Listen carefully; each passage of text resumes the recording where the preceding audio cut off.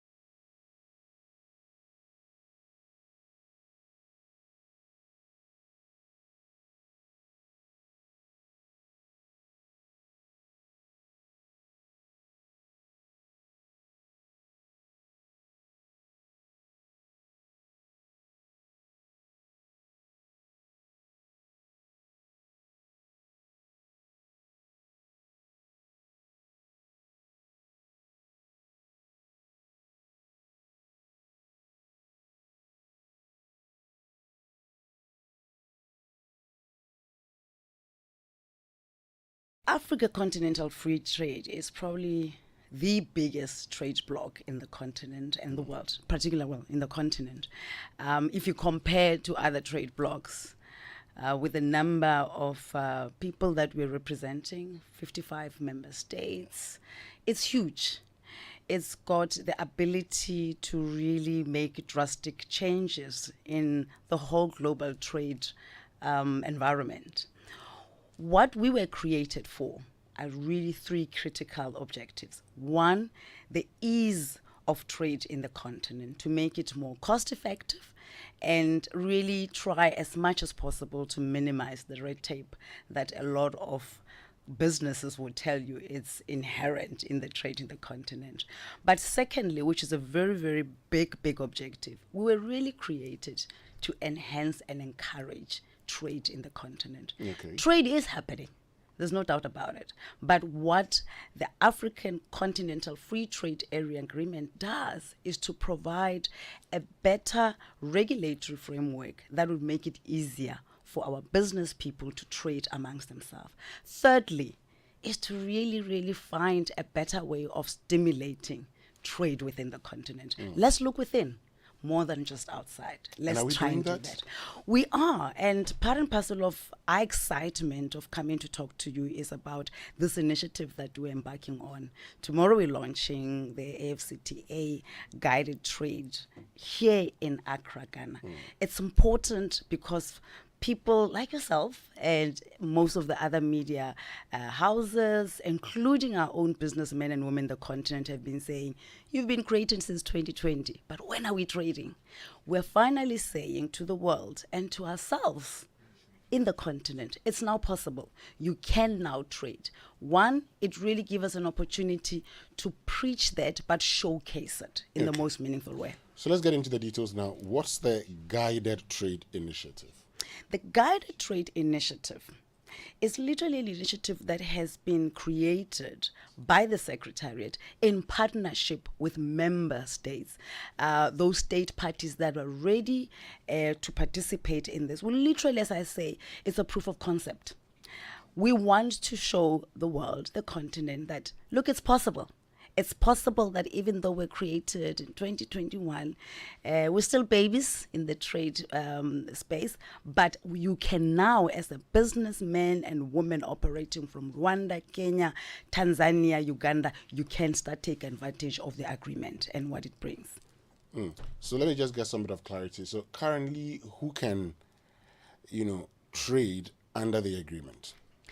Anybody who is a certified state member, meaning they have ratified the agreement, all the legal framework in country have been done. They have all the legal trading documents, the tariff inputs from the state parties, all of that needed to make sure that this member state or this country can participate. All the documentation, the regulatory framework that they have in country talks to the agreement that we have. All of those who can honestly and transparently showcase that, they can start trading. But secondly, which is also important about the guided trade, it also those who can also show that practically from the revenue authority side, from the customs side, they are also ready and prepared to allow their businessmen and women to participate in this trade under the agreement. Great. So how will they show they are prepared from the customs side to when it comes to the tariff schedules? How many countries have submitted theirs so we can know the countries within which this can happen? As we see, a lot of our members have. We've got all the detailed information on our website that gives you exactly the numbers. But it is not only just the tariff schedules that they needed to. Like I indicated, internally within their own countries, they needed to make sure that the regulatory framework and some of the basic operational platforms as customs and revenue authorities are also ready.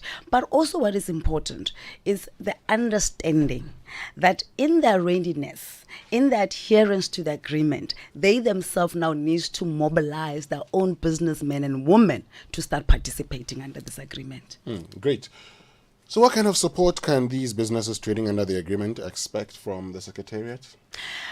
You know, the wonderful thing about Winston is that we find ourselves in a beautiful place where, as I indicated, even with this initiative, we are facilitating the process. We are not Ghana, we are not Senegal, we are not Cote d'Ivoire, we are not our state parties who will then have to make sure that they themselves support their businessmen and women in the main through establishing offices like Ghana has done, their AfCFTA National Coordination Office, which then support their businesses. But as the Secretariat, because it's so vital for us to show that this trade can take place in the continent, through this initiative, we have now started to engage the different stakeholders, including the business sector, in our state parties' constituencies. What we do is to provide the critical information. If you're a business person, you are sitting in Rwanda, and you want to find out if my country has given the right documentation to the Secretariat, have the obligation that needed to be met, being met by my country for me as a business person to start trading. We've got all that information in our website, as I indicated. But secondly, we also provide an opportunity where through our value chains that we have looked at in the continent, identify those areas or those commodities or those sectors that we believe strongly can really enhance the trade in the continent. So by facilitating literally business to business engagement or engagement with the member states, initiating conversations and platforms of engagement where private sector and the state parties, the government, can engage. This is very critical because here's one of the biggest challenges that we've had in the continent. People are saying government does create wonderful regulatory frameworks, wonderful policies, but nobody talks to us as beneficiaries about those that, regulatory frameworks or policies that have been created for our benefit. We as a Secretariat have a responsibility to engage, educate, and inform not only our governments, but the private sectors themselves. Great. So, considering how young the African continent is, what is the Secretariat doing to engage the youth?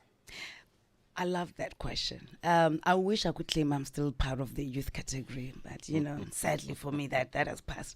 But the reality of it all is that that's a biggest constituency for the Secretariat. I always call them the innovators, the outliers, those who think outside the box. If you're looking at industries that would propel our growth, that would give us an opportunity to leapfrog on the economy side as a continent, truth of matter is the biggest drivers of those sectors are young people. We're looking forward, and we have started engaging them, but now we're looking forward in formalizing our engagement. We've got big institutions that we're working with, like Youth Connect, that we're excited to work with. We've got an upcoming event where our Secretary General, His Excellency, will be literally engaging with young people, unmediated. They will ask whatever questions, but out of that initiative, we want to create platforms of engagement where we can monitor how we could support them. There are areas, for example, digital trade, that we think it's going to be vital for some of those sectors that, as I said, would leapfrog us as a continent. And young people are already operating in those spaces. What is exciting for us is that we do not want to be the secretariat that's just focused on policy and just talking to member states, as I've indicated. We also want to talk to those people who would enable the trade that we're asking for, the trade that we want to happen in the continent to really happen. And in the main are young people of this continent. Great. So the launching is tomorrow at what It's time? tomorrow. From 1800 hours to 2000 hours in the evening. Okay, so that's 6 p.m. to 8 p.m. 6 p.m. to 8 p.m. And where is it going to be done? It will be done at the lounge, at the VIP lounge at the airport. Grace Khoza, thank you very, very much for joining us. We're grateful. Thank you very much. We'll for be the there to support opportunity. you. We really, really look forward to the partnership because it's by telling and educating that we could all understand what we're all about. Right, and that's Grace Khoza, who is Principal Communications Advisor at